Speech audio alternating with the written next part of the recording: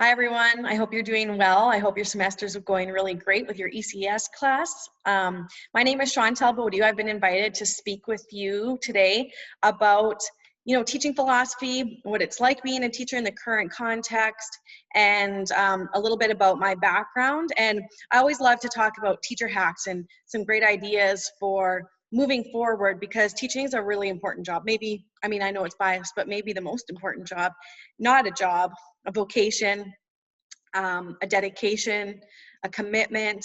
It's all of those things. And with that being said, it's difficult and it's amazing and fulfilling. And so it's really, really important that it's really important that we're the most adequately prepared as possible before we are out in the classroom, because those students, those kids, no matter what age they are, those little people in your classroom and big people in your classroom are the most important people to someone's family, and they'll become the most important people to you probably, and feel like family to you as well.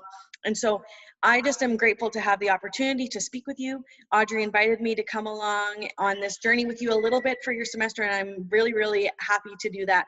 So with that being said, my name is Chantel, and I am a settler teacher in Saskatchewan. I was born and raised on Treaty 4, and now I teach on Treaty 4. And what that means to me is that because I'm a settler in this country, the land that I grew up on and the land that I teach on, my family has benefited from that land for 3 generations. And so my treaty acknowledgement is the fact that I understand that I come from a position of privilege because of my identity and the social context, the racial context that I grew up with, and the opportunities that I've been given. And so I just want to take that opportunity to acknowledge that my treaty acknowledgement is different than many people's, but also the same as many people's. And so to understand, when you do a treaty acknowledgement, that what you're saying is really important, and how you feel about it and how you understand it is very important. Because if you just use a script, or say maybe your school division wrote script for a treaty acknowledgement, that doesn't necessarily work for everyone because our identities are different. And so I just wanted to preface with that before we get started. I have been a teacher for 16, 17 years. I went to the University of Regina. I'm from rural Saskatchewan, and I moved to Regina to take my education degree in the same faculty you're studying now.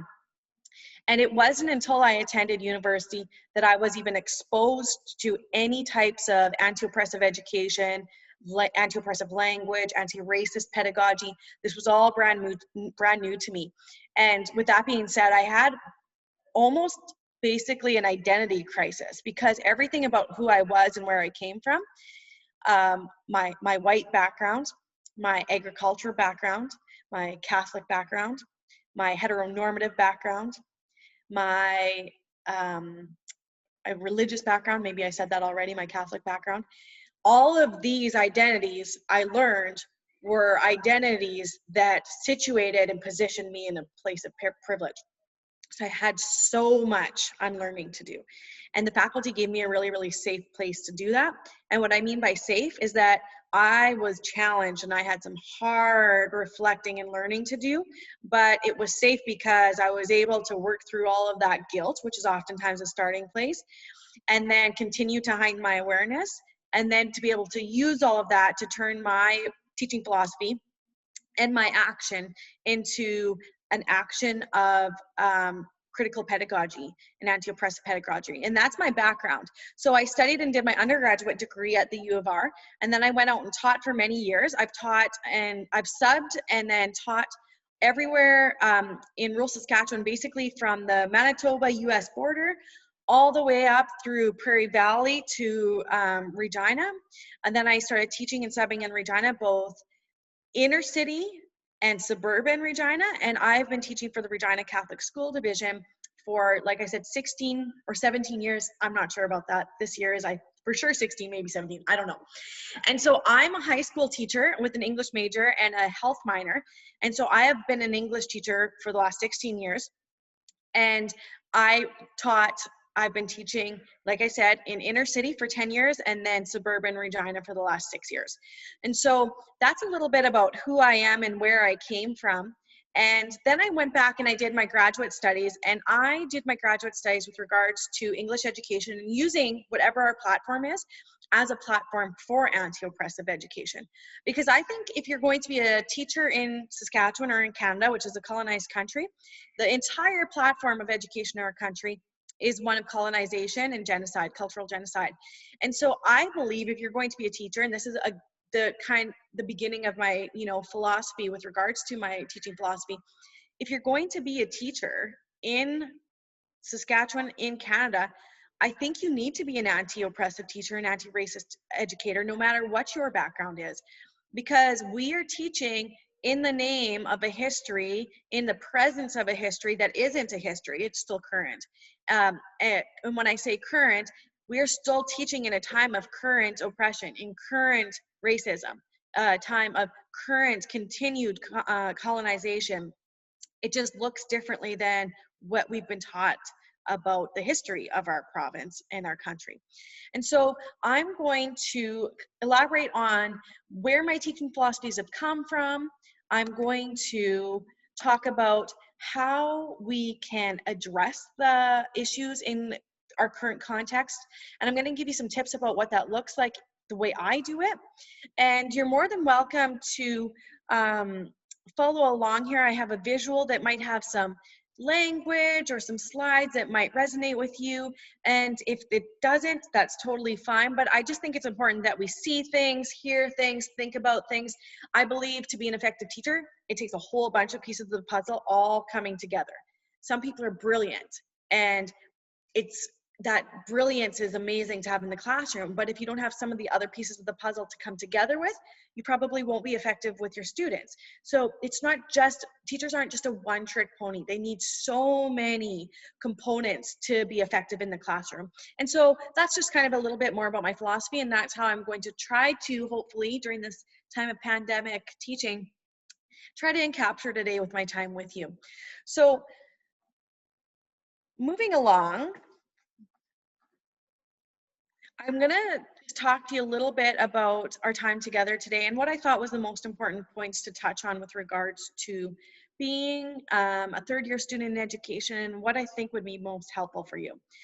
So I think that it's key, no matter what we're trying to accomplish or who you are or with whom you're trying to accomplish it, I think it's really important to have language to be able to do that. Without the language, we can't read about, think about, talk about anything and learn new things. We need the language, the words to be able to do that. And then once we have the language and understand what those terms and concepts are, then we can start recognizing those things. Maybe in something that we read. I'm an English teacher, so maybe it's something that we see or recognize within a story, or maybe it's a concept we recognize in some nonfiction that we're reading. Maybe it's something we recognize in something we're viewing. Maybe we now have that language so we can recognize it in our own lives. And then when we recognize something, we understand that it exists. And when we understand that it exists, then we can begin to address it. And we can only address things in an effective way if we have some critical thinking skills and some critical literacy skills. And then I'm going to always, I know I have it as my third point on the agenda here about my teaching philosophy, but I'm going to thread that together throughout. And then I just have some thoughts for new teachers as you move forward. So I hope our time together is really valuable. And I was saying to Audrey before we started, the best thing about being a teacher is spending time with my students and being with them. And so doing this remotely is interesting because I can't tell if you're bored. I can't see your faces if you're engaged.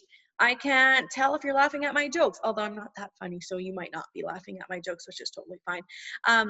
But it's just a new way of doing things, and that's okay. New doesn't mean bad, and new doesn't mean negative at all. It's just the situation that we're in, and our situation and our context always change. And so then I think a number one tip I can give you about being a teacher is that you need to be ready for adapting, and you have to be flexible, and that's all there is to it. So that's how we're going to spend our time together. Speaking of language and terms, I already said this. If we don't have some of the language that exists about the important things we want to teach about, it can be very literal.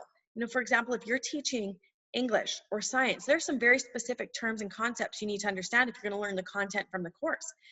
But it also goes with saying and with learning and being an anti-oppressive educator and anti-oppressive teacher. If you're going to do that, you need to have the language to be able to read about it and keep learning, and then listen about it and keep learning, and talk about it and keep learning. And so I really want to always make sure that my students, whether it's my high school students or my university students, it's just really important that we understand that we first must have that language to be able to critically recognize oppression, what it looks like, what it does, what it has done, where it's left us in our current context. When I just want to also preface, when I use the pronoun us or we, I know that whoever's viewing this, we all have different backgrounds, but when I use the pronoun we, I'm including and using it as an inclusive term for me as a teacher, Audrey as a teacher, all of the other instructors as teachers, and the audience, you as a pre-service teacher. So the pronoun we that I will be using, or if I refer to us in this together, doesn't mean we share the same background. It doesn't mean we share the same experiences, but I include, and I want to and intentionally use that pronoun to include all of us in this together as teachers. So part of my background is narrative methodologies and Indigenous methodologies. And it's really important for us to, as teachers, we as teachers, to have a background that's well informed. And so we know our own current context and where we come from and who we are. But the first thing I want to say is you need to own that. Whoever you are, however you have been influenced, however your identity has been socially constructed, there's nothing wrong with who you are or where you come from or what you do.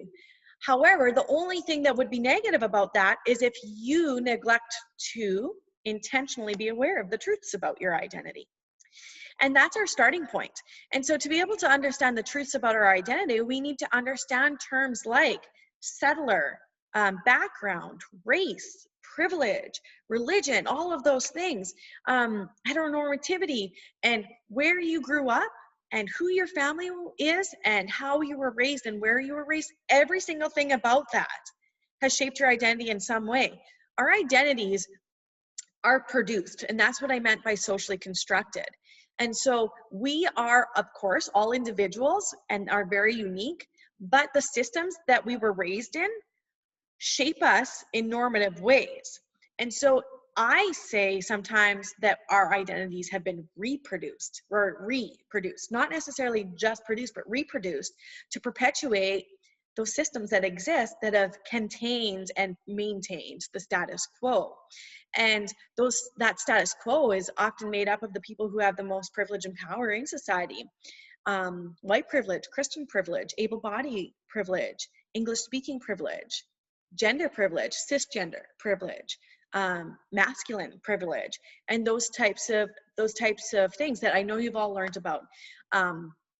So keeping in mind with my background and what's informed my teaching philosophy is Indigenous methodologies, because I believe that if you're going to be a teacher and you're going to be an effective teacher, whether you're in your first year teaching, whether you're a pre-service teacher, whether you're midway through your career, or whether you're finishing your career, we have to acknowledge that teaching is about connecting to all that is around us, and that we need to always conduct ourselves with kindness and honesty, and that kindness and honesty might look different for different people. So being upfront about defining what those terms mean in your context with your audience is really important. We have to understand that teaching is political. Anyone that says teaching is not political or leave politics out of the classroom, that's impossible. First of all, I'm not here to come and talk to you about, say, my political preferences or how I voted last week or anything like that. But this is about the fact that teaching is political. It's a political act. And the preface of that political platform is that our education spaces, and you as a teacher, our goal and part of your teaching philosophy probably shouldn't capture some idea of bringing benefit to the community in some way, or what's the point of teaching? And I know some of you might know me, and some of you, I might be a complete stranger, but I'm not a sugarcoater. So just so you know, I like to be forefront with the way I believe, the way I think, and where that thinking has come from. And that doesn't mean you need to agree with me, but if it's important that we understand where our opinions come from and how they've been shaped. And just because we have an opinion doesn't mean it's correct. And what I mean by that is our opinions can be incorrect, especially if they're not informed by knowledge, uh, grounded in theory, informed by perspectives that are not just our own. And so it's important, if you disagree with me or agree with me, that's okay. You're allowed to do whatever you want. But understand, I want you to reflect on, like, why do I agree with what she's saying right now? Why is it resonating with me? Or why is she triggering me? Or why do I disagree with her? Or why maybe am I not caring for her too much? All of that is your perspective. All of that is your prerogative, but it's important for you to think about it. How you respond to someone or to information says a lot about you. So make sure during our little time together that you're thinking about that. And I'm a pen and paper person. Like, I've got my notes on the screen. I've got the prompts on my phone. I've got some like reminders. Don't forget to talk about this, Chantel. And so if you're a person maybe like that, like, make some lists or make some points, or even make just a reflection log. You know, when she said this, I totally disagreed, and here's why I think I disagreed. Or just be engaged in whatever way you can. It's really important for us to be active viewers, active listeners, active thinkers. So teaching is never passive, but also being a student is never passive. And so if you're finding yourself experiencing passivity right now, challenge yourself to move out of that passivity into action of some sort. And action looks different in every situation. Because if we are passive, we can't grow as much. And I'm not here to waste your time. I'm here to invite you to come along on this journey with me and to grow from it. And that's another idea about Indigenous methodology, knowing that transformation will be one of the outcomes. So if transformation isn't one of your outcomes, again, question yourself, like, what are you doing in the classroom? Was it beneficial? Was it worth the time? And the number one component of my teaching philosophy is to exercise principles of relationality, responsibility, reciprocity, and respect.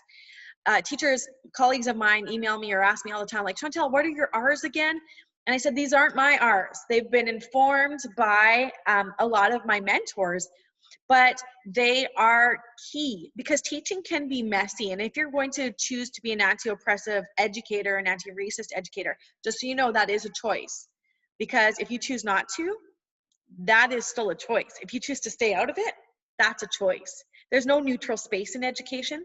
And so with that being said, if you choose to stay out of it, that's a stance, actually. And it's a stance of apathy, and it's a stance of silence. And oftentimes, and again, this is not my line, but people like Elie Wiesel have said, like, if you choose silence, you choose the side of the oppressor. And you choosing to stay out of it is actually taking a side, and that's the side to allow the status quo to continue to perpetuate in our educational spaces. And perpetuating the status quo is often perpetuating normative stances, and normative stances have been oppressive in the past. So make a choice and jump in and inform yourself and keep growing. And I say that teaching, anti-oppressive teaching, can be messy is because it's about important stuff, you know? And so if people and your students are being engaged in class, if they aren't kind of getting riled up in some way, or if they aren't getting like emotional in some way, I don't mean tears or anything like that, but if they're not getting it on an like with empathy, feeling like it's going into their head and it's also touching their soul or their heart or whatever language you want to use there, I would question it. What are you doing? Is it that important? Do you need to continue doing it? Do you need to do it for as long as you're doing it? You know, just think about things like that. And then students can disagree with you, and you can really trigger students in different ways.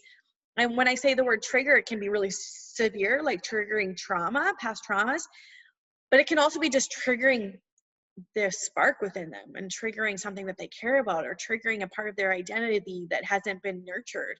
And so because it can be messy, because there can be emotions involved, without that relationship piece and without the development of that mutual respect in the space, it'll be difficult to overcome tough times in the classroom. But with that respect and relationship piece in place, oh my goodness, you can just recover from anything. And you won't be perfect at doing this. It's hard work.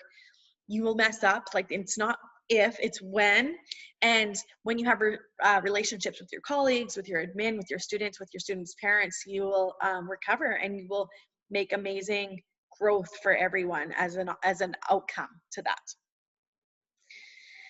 Now, I really think that if we're going to be effective anti-oppressive teachers, that we need to have, again, like different threads or different pieces of the puzzle all coming together. And so part of my teaching philosophy is that I practice threading together the teaching of language, naming issues, recognizing issues, addressing issues, developing critical literacy skills. When I say the word literacy, just to preface this, that doesn't mean reading and writing skills. It does include those, but it means thinking skills, it means viewing skills, it means questioning skills. Literacy skills, literacy means ways to communicate. And that's both input, what we receive, so that's often like listening, viewing, reading. Output, that's speaking, writing, presenting. And so literacy skills means a whole bunch of ways in which we communicate, both input and output, so receive and give. And that's what I mean by literacy skills. So we need those critical literacy skills. And then we have to learn about historic truths. We need to know truths and how they happened, the truths about how they happened in the past, but how they are currently impacting our present day in our classrooms and our students and our communities. And then the last thing is you need to build in time for reflection, both for you as an anti-oppressive teacher, but also for your students. Because now, as an education student, I'm just going to say this a little bit quietly. I know reflecting has a bad reputation in the Faculty of Education. I felt that way as well when I was a student there, but it's because somebody didn't tell me this. And if I would have been taught this, I would have treated all of my reflections differently. The point of reflecting, if we do not build in time for reflecting, the point of reflecting is to take what we've learned, to think about it, to spend some time on it so that we can grow and come out of it in a new way with new understanding. It is not just to check off something off your syllabus. It is not just to get a good grade. It is not just to be a good student. It's not that at all.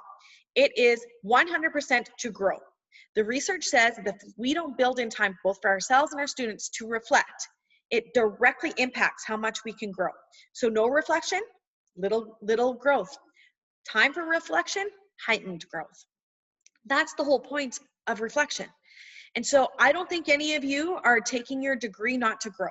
And I don't think any of you, I hope these aren't your goals, or just to be like a mediocre teacher. We have enough mediocre teachers. We don't need any more mediocre teachers. We need amazing teachers who are committed to growth and taking every opportunity that they have to grow, including just this one time right now that we're going to sit together and to get some time to think about things maybe and hopefully in new ways. But reflection is about dedicated time, dedicated to growing, period. And if somebody would have told me that in my undergraduate degree, I would have treated my reflections way differently. But now reflection has become part of my practice, part of my teaching philosophy, because I know how valuable it is. And I'm not interested in being a mediocre teacher, and I'm not interested in staying the same.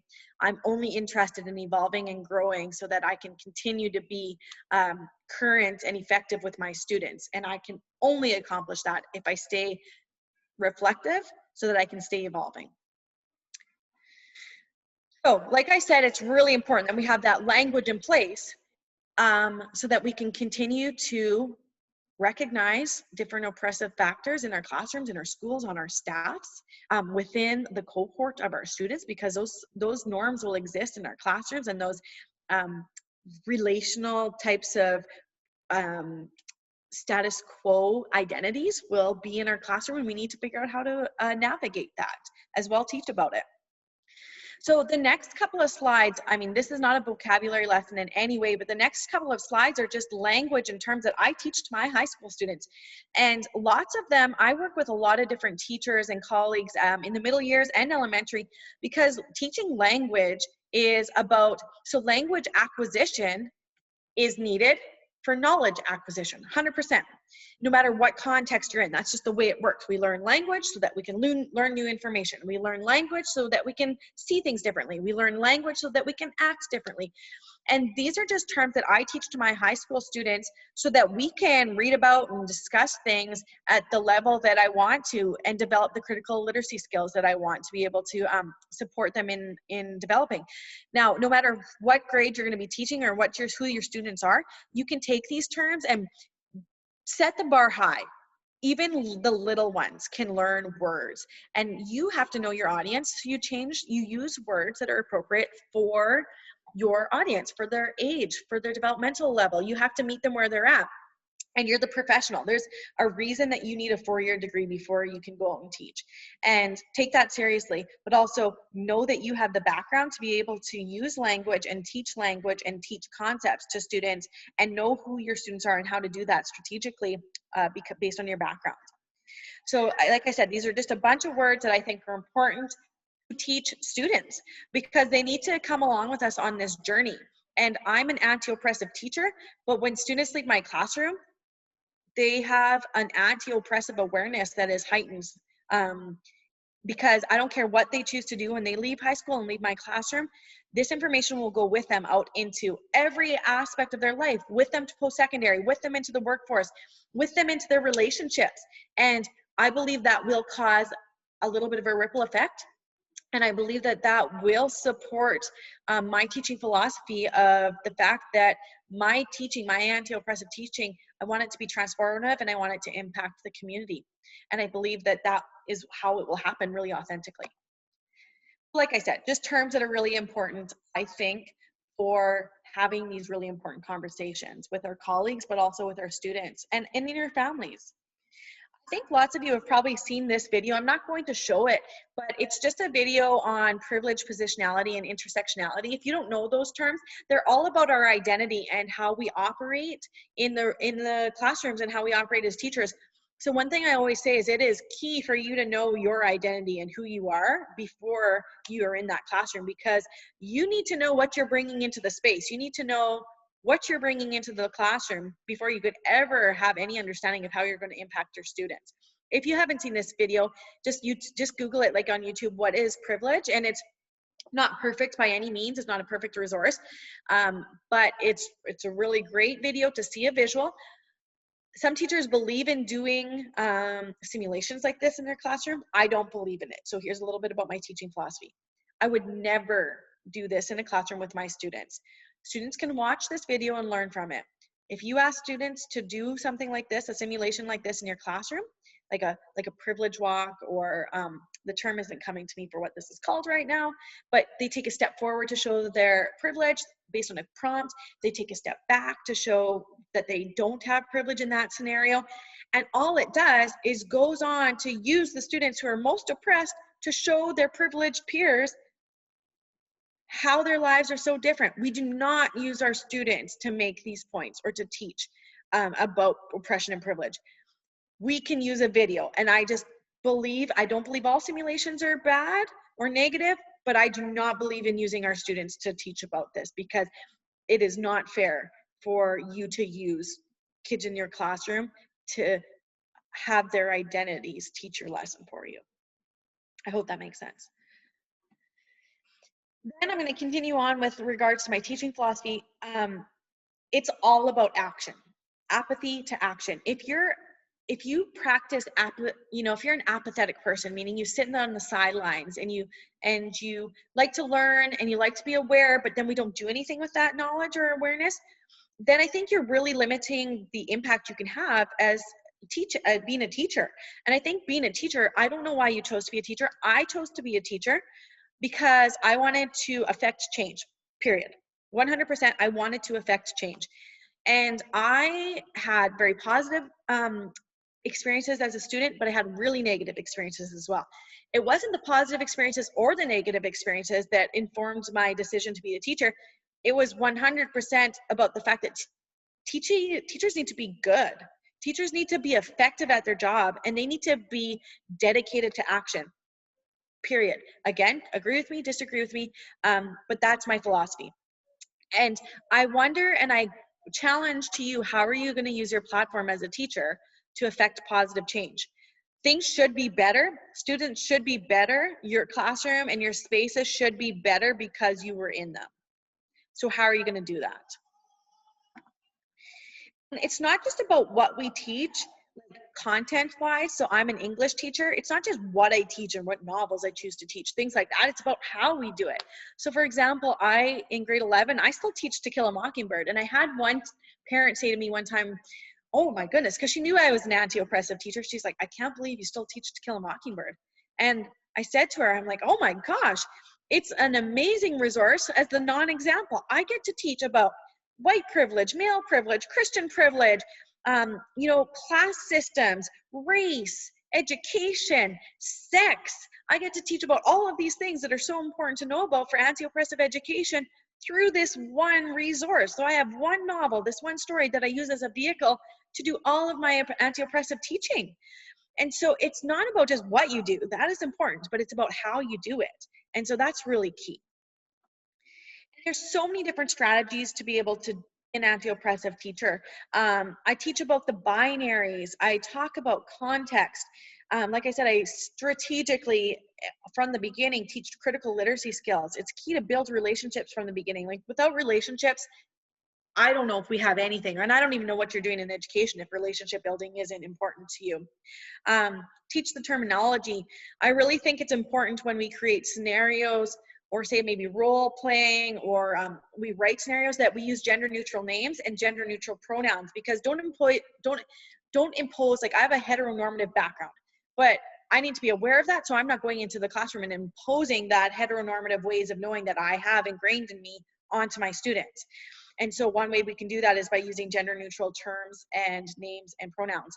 I teach my students, and some people, my colleagues, we have conversations about this, and some agree with me, some disagree with me, but I have a reputation, and I have a reputation of being informed before I speak. So when I present an idea, they're welcome to disagree with me, but they know it's not just me spouting off. It's me thinking about something, having time to reflect on it, and then presenting an idea to my colleagues about how we can always be evolving and growing. So as an English teacher at a high school, I presented the idea that maybe we no longer teach the he, she as our singular pronouns in language use, that we can teach our students to use their in a gender neutral singular format. And some of the teachers, all of the teachers except for one in my entire department, are like, absolutely, I'm on board with that. And so it's about teaching our students that when we want to write, now some professors at the university are going to mark that as an error, like a grammatical error. But I teach them, I said, like, if you preface at the beginning of your paper that you're going to be using the word there in like THEIR as a gender neutral singular pronoun within your paper, and you preface that at the beginning, I think that shows intention and awareness. That is, I think, really, really a positive thing to do. And it shows you are taking action to be more inclusive and more anti-oppressive in what you're going to be writing about and where your background has come from to be able to make that decision. So I really don't think there's anyone, an English teacher or someone at post-secondary, that's going to discipline you for that. And if they do, that's another really great conversation that can happen. So why I think the response is anti-oppressive education is because I think that we can all do such amazing things through education. I really think that we can all, honestly, I know this is cheesy, but I think we can change the world through education. And we can only do that if we are intentional and well-informed. So that's really important. So I think that that's why I've dedicated my career, my research, all of my studies, and all of my teaching to an anti-oppressive platform. Being an anti-oppressive professional means we need to have our I's dotted and our T's crossed, because we're going to meet a lot of resistance. Unfortunately, I don't think it's the norm yet to be an anti-oppressive teacher. That doesn't mean that we can't have amazing relationships with all of our colleagues, and relationships is number one. And if I'm going to affect change with my students, it's also a goal of mine to affect change within the departments I work at, with my colleagues, on staff. And I will not be able to affect or impact or affect change with everyone, but I can do it with a lot of people, because I have relationships with a lot of people. I have relationships with people that are completely opposite of me, that are similar to me, that are that we have so many differences. And I have and share respect with all of my colleagues, because I'm dedicated to promoting my relationships. And because of that, I think that we can work together in really amazing ways to affect change. So that's another tip. Like, your relationships with your students are really important, but relationships with your colleagues, equally important. You work together to create a space, basically a home for those students, that they are invited to every day to learn. And so collectively as a staff, it's really important to foster and nurture those relationships. And it's just really key for us to, I already talked about this a bit, but people ask me all the time, why are you an English teacher in a Catholic school division? And I said, because I need to go straight to the forefront of doing this work. Like, I am going to teach in a Catholic school division and teach English. Those are the two #1 places and platforms that were used to create cultural genocide in this country. Religious education and English speaking education. That was the two strategies that were used in residential schools to create cultural genocide against Indigenous children. And so I'm like, I'm going to the most two oppressive places in education that I can think of, and that's English education and religious education, to do this work, because I need to be on the front lines doing it, or else I don't think it's necessarily hypocritical, but I don't think my work can be as effective. And I also maybe am like, would be more so just talking the talk rather than walking the walk. And one of my philosophies is action, right? Moving from apathy to action. So I've went to the two hardest places on the front lines that I think I can do this work from. And that's why. This is what I was talking about being reflective. This is just a little visual I use both with my students, and kind of the way I see it in my brain when I'm reflecting is, when I react to something, maybe it's something someone said, or maybe it's something I've read, or maybe it's something I've listened to, or maybe a conversation my administration has had with me, or just anything really. I think about what my reaction was. I always start there. Don't start with the other person. However you react is all about you. It's 100% says something about you, not the other person. So let's not be finger pointers or anything like that. If something is said and you disagree with it, don't get angry at that person. Don't think about that person at all yet. That's not the first step. The first step is my reaction. Why did that make me angry? Why do I disagree with that? Where did my reaction come from? Why do I think I reacted in this way? What does my reaction tell me about myself? Start there. Because if we don't start there, we won't actually grow. And this is a really good strategy to use with your students as well. No matter what their age, you can teach them to use this strategy.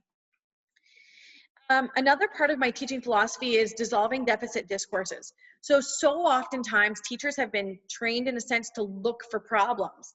And that's not a bad thing. It's just that we've been trained to look for problems, like trained to look for reading levels, trained to look for behaviors, trained to look for strengths and weaknesses in our students.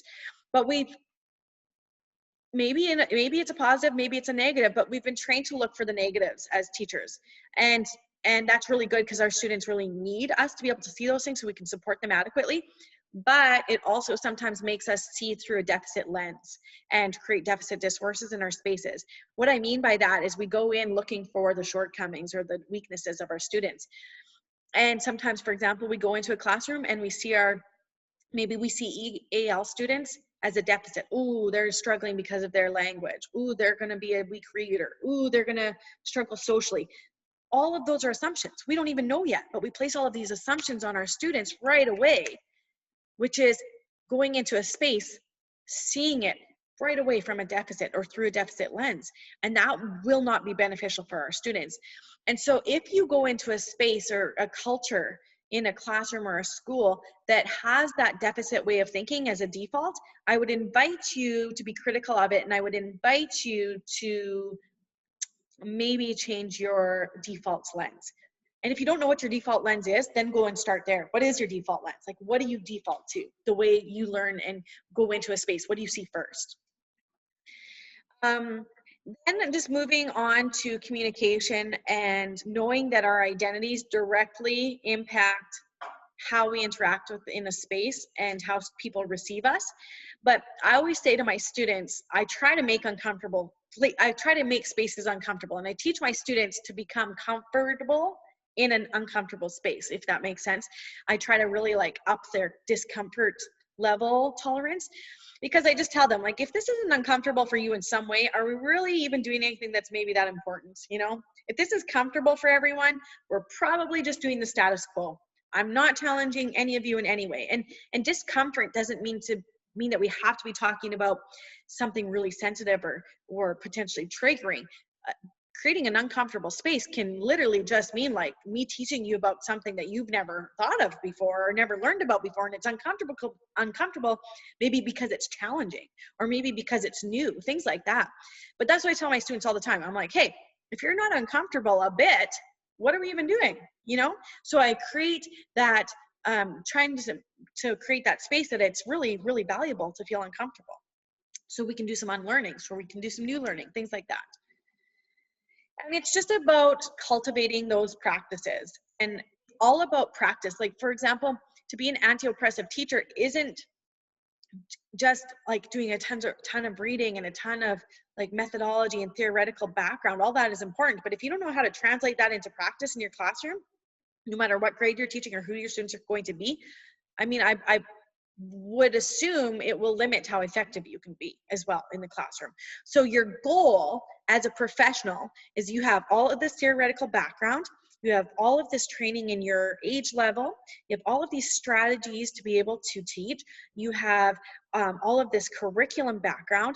You got to take all those together, all of those pieces of the puzzle, and put them together to figure out how you're going to translate that to practice in your classroom. And that is key to being effective in the classroom. And just want to end with like a few other points, just three. I'm going to give you, I was thinking about this for the last few days, and I mean, I could give you teacher hacks galore, like hundreds of them, but I was thinking, what are the 3 top teacher hacks I want to give you and leave you with today? And the first one is being flexible. If you cannot be flexible, teaching will be very difficult for you, because you have to be flexible. You have maybe 32 to 34 different personalities in the room. You have different colleagues that are going to be different personalities. You have administrators that are going to change up your schedules and things like that. Or maybe today this is happening instead of this. You're going to have a plan that's you think is going to be just amazing in your mind, and it's going to get derailed and you have to redirect. Flexibility is key. And so you have to be really, really prepared, well-informed, well-planned to be able to have flexibility and not let it derail you, because you have to be over-prepared so that you can be flexible. And you really need to know what you're doing and why you're doing it. Key. Why are you doing it? Not just what you're doing, but why are you doing it, to be able to use and be still effective in times of flexibility. So for example, today, just a personal anecdote, I have just a new baby, and I was planning on staying at home to do this little recording. And then I thought, what am I thinking? That's not a good plan. That'll be the time she doesn't nap. That'll be the time she's screaming, whatever. So I quickly made a new plan. I drove into my sister's. The baby's in the basement. You maybe saw them in the background or heard her squealing with my sister. And I'm like, I'm going to do it from your house. And I needed to change my plan, be really flexible, because I wanted this to go as well as possible. We can only control a few things in our world and in our lives. So think about the things you actually can control and be intentional about them. So you can prepare as best possible. The next thing I want to leave you with is you got to be organized. I think it's really important for teachers to be organized. You're a professional. You have to be responsible for your time. You have to be professional with your time. You have students with you every single day, and their parents are letting them come spend time with you every single day to benefit the kids. And I think you will benefit them more if you're organized. You have to be organized to be able to balance your personal life with your professional life, and that takes organization. You need to be a good time manager, because teaching can take everything out of you. 110% of your like mind, body, like physically and soul. And so if you don't know how to organize what you give to where and to whom, it's going to be important. And because you're a professional, it's not okay for example, you to take 2 months to do grading and get it back to your students. The whole purpose of assessment is to see where they're at so that you can inform your practice, but for your students to get that feedback so that they can continue to grow and move forward in new ways. So it is really important for you to have, like, I love little cliches, but have your ducks in a row. You're a professional, and you owe it to your colleagues, you owe it to your students, you owe it to their parents, you owe it to your admin. You're a professional, you need to be organized, and you need to have things adequately prepared so that you can deliver them in a professional way that has the most impact possible. And then number 3, my last tip is that it's key to keep growing. The teachers that think they have it cased and they know what they're doing and they think they've got it down are the teachers that I do not trust. They scare me. If you think you've got it done and the boxes are all checked off, that's your number one red flag that you need to evolve and keep growing. And it's important that you have a growth mindset, that change doesn't scare you, that being invited to do something new in a new way is an opportunity for you. I hope it makes you feel excited and not wanting to dig your heels in. It is key for teachers to keep growing. And the second you find yourself wanting to become static, I invite you to go back to that philosophy, if it's part of your teaching philosophy, to always be moving from apathy to action. To become static means to choose apathy, and apathy is a choice. It's not subconscious. It's a choice to not grow and to not move into action. And so I just invite you to keep growing. And I invite you to keep growing by nurturing your relationships with your colleagues and your students, by nurturing your friendships and the important relationships in your family. I encourage you to keep growing by dedicating and prioritizing your well-being and your health. I encourage you to keep growing by keep reading, keep having really critical conversations. I encourage you to keep growing by surrounding yourselves that are really different than you, right? Surrounding yourselves with people that are different than you. And I encourage you to be active in your identity as a teacher and to always keep evolving in your teaching philosophy. So as of today, this is my teaching philosophy. And next time you talk to me, or if we ever get to be colleagues together, my teaching philosophy will have still some of these same building blocks. But quite frankly, in my opinion, I don't think it should be exactly the same next time I talk to you, because I shouldn't be the same teacher next time I talk to you, and I shouldn't be doing things in the same way next time I talk to you. But I know one thing will stay the same, and I believe, and I chose to be a teacher because I wanted to do everything I could to have a platform to reach as many people as possible, to be able to chip away at the boundaries that create separation. And I want to invite people to also feel that urgency, in that I want us to be able to chip away at those boundaries that create separation in humanity, so that we can create a new situation moving forward, one that's dedicated for interruption, and so that we can create a fuller humanity moving forward, a fuller humanity of togetherness.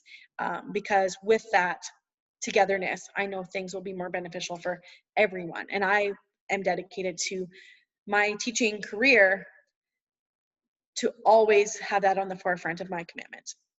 And so I just thank you all so much for spending this time with me today. And I know that sometimes when things get really hard, it feels like it's negative, or maybe things aren't changing enough, but change is happening. And it's happening right now, just through your instructors that you have, with Audrey inviting me to come and speak with you and share some time with you today and some of my ideas with you today.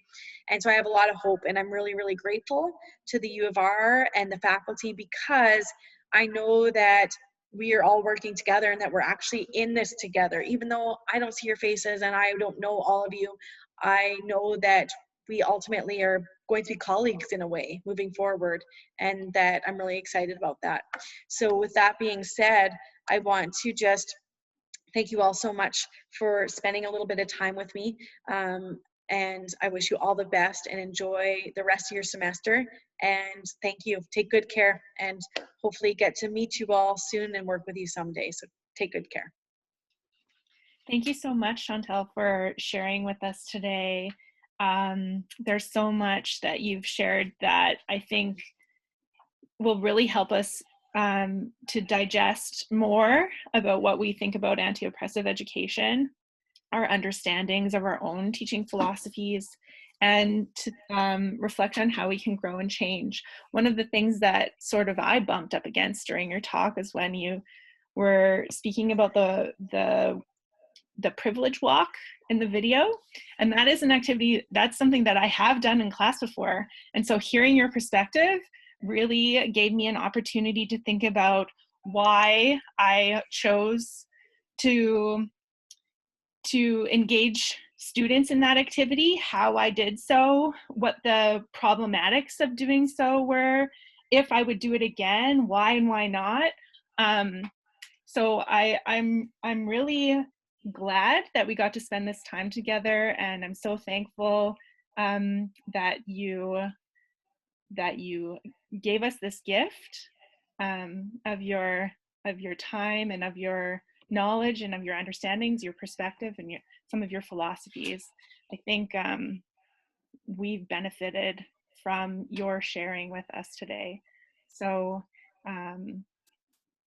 yeah, just it's been so wonderful. Very grateful to call you a colleague. Thank you. Likewise, Audrey. Take good care.